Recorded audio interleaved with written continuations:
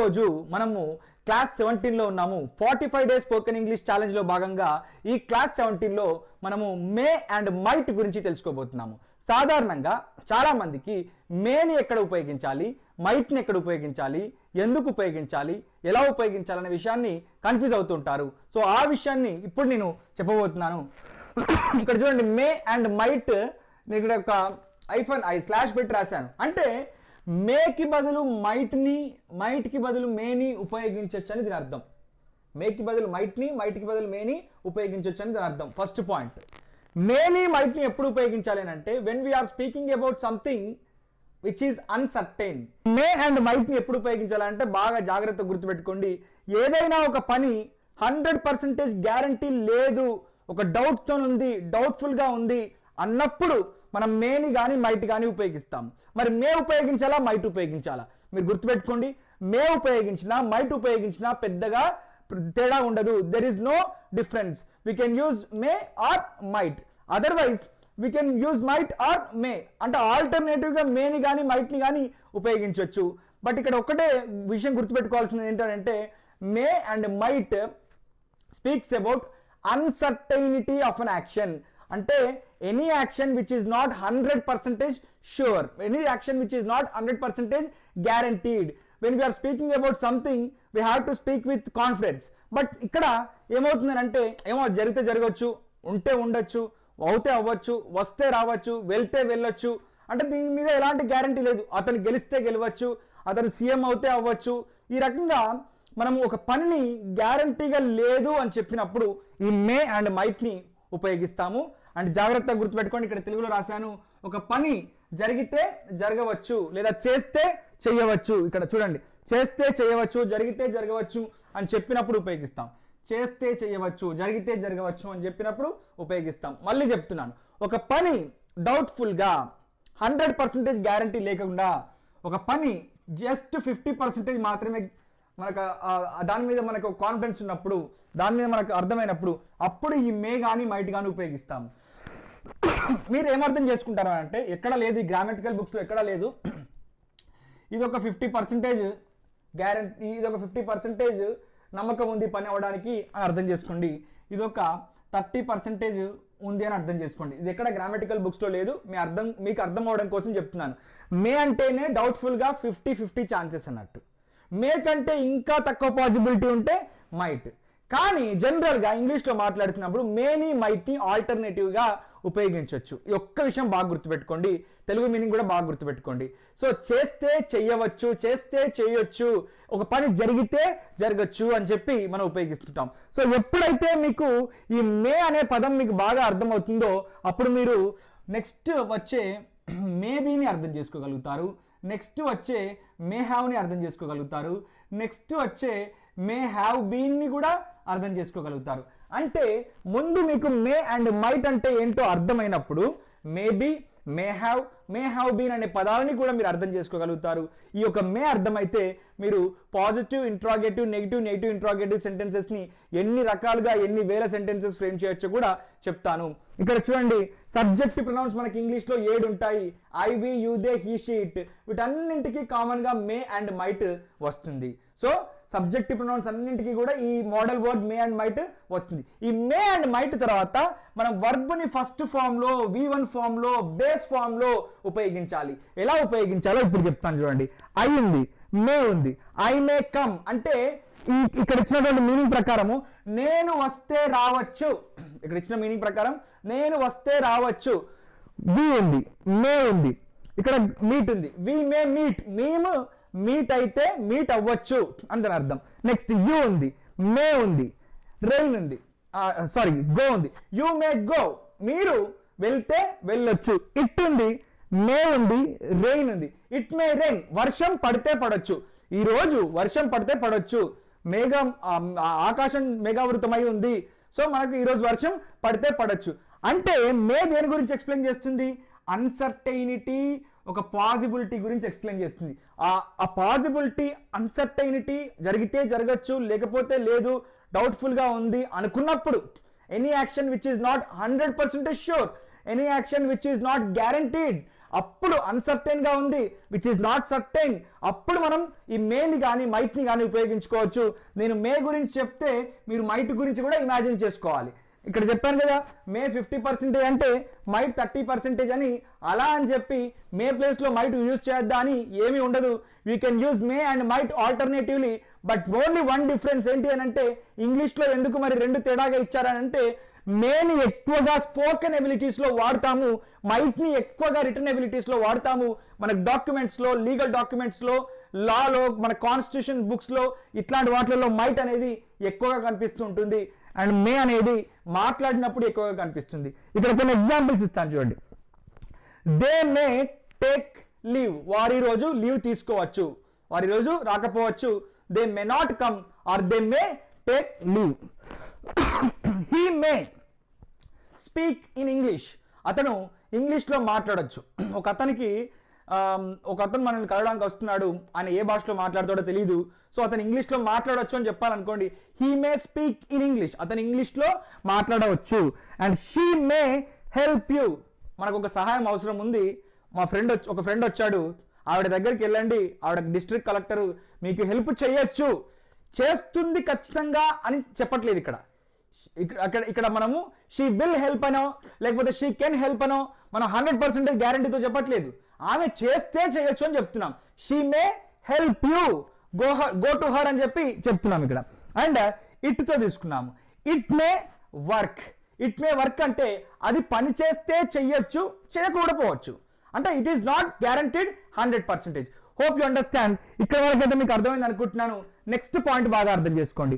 మేకి not add చేస్తే ఇంగ్లీష్లో కాంట్రాక్షన్లో, short కట్లో, షార్ట్ ఫామ్లో, నెగిటివ్ కాంట్రాక్షన్లో ఏమంటారు అని అంటే మెంట్ అని అంటారు.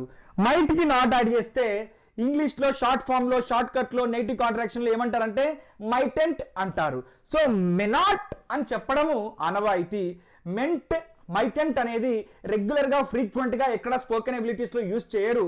సో మనం కూడా మెనాట్, మైట్ నాట్ అనే ఉపయోగిద్దాము. అండ్ ఇక్కడ చూడండి, ఇక్కడ కింద మే ఎన్ని రకాలుగా ఎన్ని సిచ్యువేషన్స్లో ఉపయోగిస్తారో కూడా చెప్తాను. అన్సర్టైనిటీ, పాసిబిలిటీ అని అంటే ఏదైనా ఒక యాక్షన్ 100% గ్యారంటీ లేదు అని చెప్పినప్పుడు 50% ఉంది, దానికి 50-50 ఛాన్సెస్ ఉన్నాయి అన్నప్పుడు. అండ్ ఎప్పుడైతే మనం పర్మిషన్స్ తీసుకుంటామో, మే I come in, may I go, May I take leave అని చెప్పి పర్మిషన్ తీసుకుంటామో అప్పుడు ఉపయోగిస్తాము. ఎప్పుడైతే పర్మిషన్ మనం ఇతరులకు ఇస్తామో అప్పుడు ఉపయోగిస్తాము. ఎప్పుడైతే మనం ఇతరులను విష్ చేస్తామో, బ్లెస్ చేస్తామో, may God bless you, May your dreams come true, May you live long అని చెప్పి అప్పుడు ఉపయోగిస్తాము.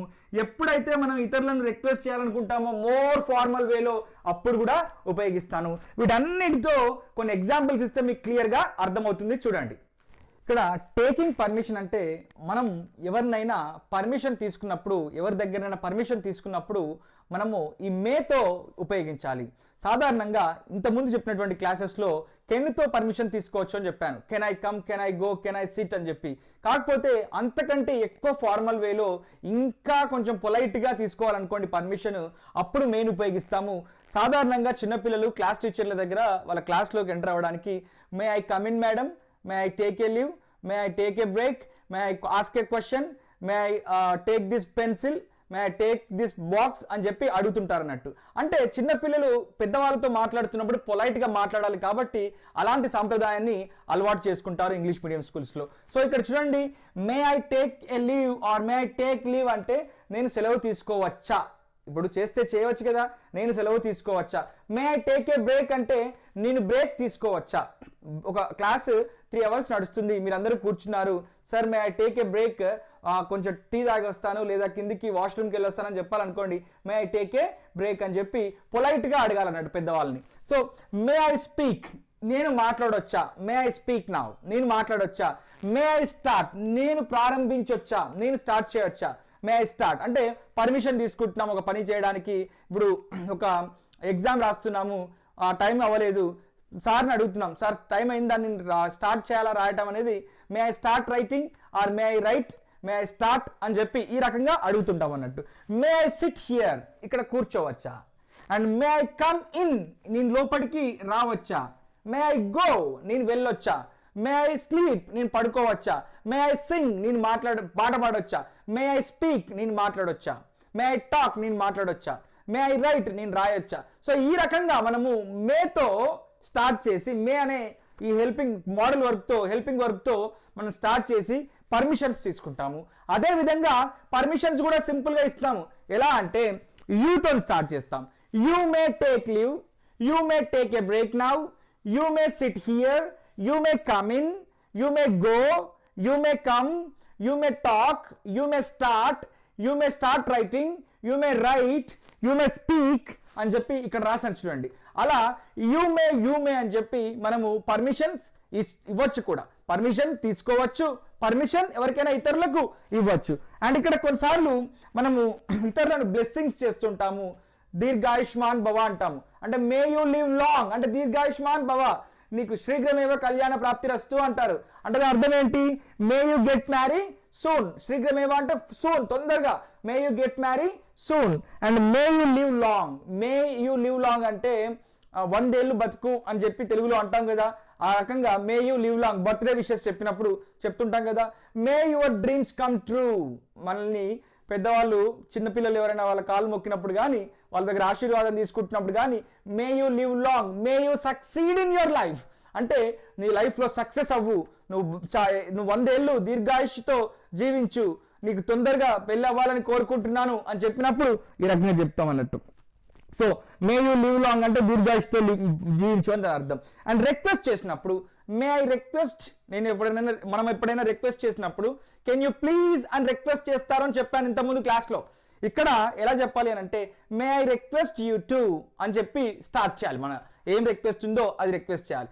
మనం ఎవరినైనా రమ్మనాలి, ఇంట్లో లోపలికి రమ్మనాలి. May I request you to come, may I request you to go there, may I request you to come here అంటాం. మీరు సాధారణంగా స్పీచ్లు ఇచ్చినప్పుడు ఎప్పుడైనా మీరు నేషనల్ లెవెల్లో కానీ స్టేట్ లెవెల్లో కానీ ఏదైనా ఫంక్షన్ జరిగినప్పుడు, నేషనల్ ఈవెంట్స్ జరుగుతుంటాయి కదా, రిపబ్లిక్ డే కానీ ఇండిపెండెన్స్ డే కానీ జరుగుతుంటాయి కదా, అప్పుడు గవర్నర్స్ని, సీఎంస్ని, ప్రైమ్ మినిస్టర్స్ని, ప్రెసిడెంట్స్ని, ఇలాంటి డిగ్నిటరీస్ని పిలిచినప్పుడు అక్కడ ఉన్నటువంటి స్పీకర్స్ ఎలా మాట్లాడతారు?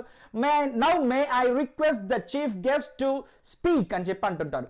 May I request the chief guest or may I request the honourable governor of Andhra Pradesh to speak. May I request the chief guest to come on to the dais. May I request the chief guest to come on to the dais అంటే dais మీదకి రావాలని మేము request చేస్తున్నాము సహృదయంతో, హృదయపూర్వకంగా అని చెప్పి దాని అర్థం అన్నట్టు. మే I request the chief guest, May I request the chief minister to speak అంటే చీఫ్ మినిస్టర్ని మాట్లాడవలసిందిగా మా అభ్యర్థన, మా కోరిక అని దాని అర్థం. మే I request the chief guest to come on to the dais, dais మీదకి రావాలి అని చెప్పి మా అభ్యర్థన అని చెప్పి చెప్తుంటాం. అంటే ఏదైనా ఒక పని జరిగితే జరగచ్చు. ఈరోజు నేను నా ఫ్రెండ్ని కలిస్తే కలవచ్చు. I may meet my friend. నేను ఈ సంవత్సరం పెళ్లి చేసుకుంటే చేసుకోవచ్చు. I may marry this year. నేను ఈరోజు వర్షం పడితే పడవచ్చు. It may rain today. నేను వస్తే రావచ్చు. I may come. నేను వెళ్తే వెళ్ళొచ్చు. I may go. మీరు ఇంగ్లీష్లో మాట్లాడితే మాట్లాడచ్చు. You may speak. మీరు ఏదైనా పని చేస్తే చేయవచ్చు అని చెప్పినప్పుడు ఆ చివరిగా మనం యాక్షన్ వర్బ్ ఏదైతే యూజ్ చేస్తున్నామో ఆ పని జరిగితే జరగవచ్చు అనే మీనింగ్లోకి వస్తుంది. ఇప్పుడు ఈ మే అండ్ మైట్ని ఉపయోగించి పాజిటివ్ ఇంట్రాగేటివ్, నెగిటివ్ ఇంట్రాగేటివ్ సెంటెన్సెస్ని ఎలా ఫ్రేమ్ చేయాలో చెప్తాను. ఈ మే అండ్ మైట్తో పాజిటివ్ ఇంట్రాగేటివ్, నెగిటివ్ ఇంట్రాగేటివ్ సెంటెన్సెస్ని ఎలా ఫ్రేమ్ చేయాలో చెప్తాను. దాంతోపాటు ఆల్రెడీ మీకు చెప్పాను మే అండ్ మైట్ని ఆల్టర్నేట్గా ఇంటర్ ఎక్స్చేంజబుల్గా దానికి బదులు దీన్ని, దీనికి బదులు దాన్ని వాడుకోవచ్చు అని చెప్పి నేను ఆల్రెడీ ఎక్స్ప్లెయిన్ చేశాను. ఇప్పుడు ఇక్కడ చూద్దాం. ఇట్ మే రెయిన్ టుడే అని చెప్పొచ్చు, ఇట్ మైట్ రెయిన్ టుడే అని చెప్పొచ్చు. There is no difference. So it may rain today అంటే ఈ రోజు వర్షం పడొచ్చు అని అర్థం. సో బయటికి వెళ్తుంటే it may rain today please carry an umbrella అని చెప్తుంటాము. అంబ్రెల్లా తీసుకెళ్ళు, ఛత్రి తీసుకెళ్ళు, గొడుగు తీసుకెళ్ళు, వర్షం పడేలాగుంది, ఆకాశం మేఘావృతమై ఉంది అని చెప్పినప్పుడు ఈ రకంగా చెప్తాం. ఇక్కడ మోడల్ వర్బ్ మే కాబట్టి ఈ మేని సబ్జెక్టివ్ ప్రొనౌన్ అయినటువంటి ఇట్ ముందు పెడితే మే ఇట్ రెయిన్, ఈ రోజు వర్షం పడొచ్చా అని చెప్పి క్వశ్చన్ అవుతుంది. ఇది ఇంట్రాగేటివ్ సెంటెన్స్. ఈ రోజు వర్షం పడకపోవచ్చు అని చెప్పాలనుకోండి ఇట్ మే నాట్ రెయిన్ అని చెప్తాం అన్నట్టు. మేకి నాట్ యాడ్ చేసి మెంట్ అని చెప్పాలి. కాకపోతే దాన్ని మనం ఫ్రీక్వెంట్గా ఇంగ్లీష్లో స్పోకెన్ అబిలిటీస్లో ఉపయోగించాం కాబట్టి ఇట్ మే నాట్ రెయిన్ అని చెప్పి ఇలా 2 పదాలతో చెప్పాలి. ఇలా 2 పదాలు ఉన్నప్పుడు ఈ ఇట్నే తీసుకొచ్చి ఈ 2 పదాల మధ్యన పెడితే ఏమవుతుంది అంటే మే ఇట్ నాట్ రెయిన్ అవుతుంది అన్నట్టు.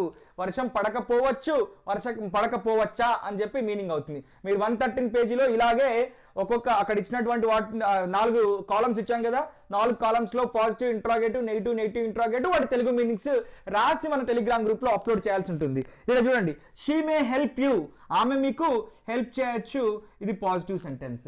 షీ మే హెల్ప్, ఇక్కడ హెల్పింగ్ వర్బ్ మోడల్ వర్బ్ మేని తీసుకెళ్లి సబ్జెక్టివ్ ప్రొనౌన్ ముందు పెడితే మే షీ హెల్ప్ యూ, మీకు ఆమె సహాయం చేయవచ్చా, మీకు చేయకపోవచ్చు అని చెప్పాలనుకోండి she may not help you అని చెప్పాలి.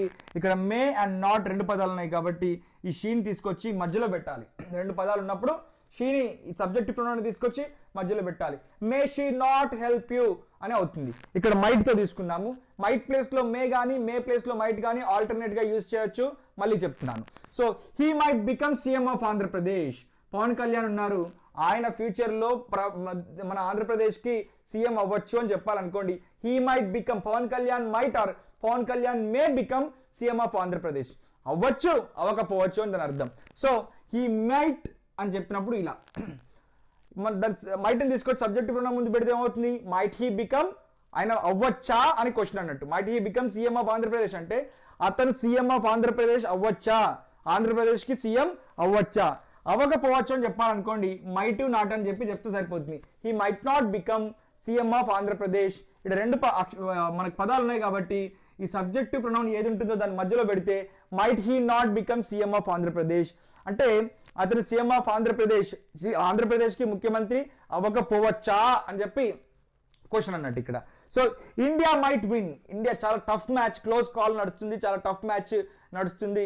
ఇండియా గెలిస్తే గెలవచ్చు, ఏమో చెప్పలేం, దేర్ ఆర్ లీస్ట్ ఛాన్సెస్ అని చెప్పి ప్రాబబిలిటీ ఉంది, పాసిబిలిటీ ఉంది, గెలిస్తే గెలవచ్చు, మనకు లాస్ట్ వరకు చివరి వరకు ఏమవుతుందో తెలియదు అని చెప్పాలనుకోండి India may win or India might win. So ఇక్కడ మైట్ ని తీసుకెళ్ళి ఇండియా అనే ఈ నౌన్ ముందు కానీ లేకుంటే ఇట్ అనే ప్రొనౌన్ ముందు కానీ పెడితే ఏమవుతుందంటే దాని ముందు పెడితే క్వశ్చన్ అవుతుంది, మైట్ ఇండియా విన్, ఇండియా గెలవచ్చా, ఇండియా గెలవచ్చు, ఇండియా గెలవచ్చా, ఇండియా గెలవకపోవచ్చు అని చెప్పాలనుకోండి India might not win or India may not win అని కూడా చెప్పొచ్చు. India may not win.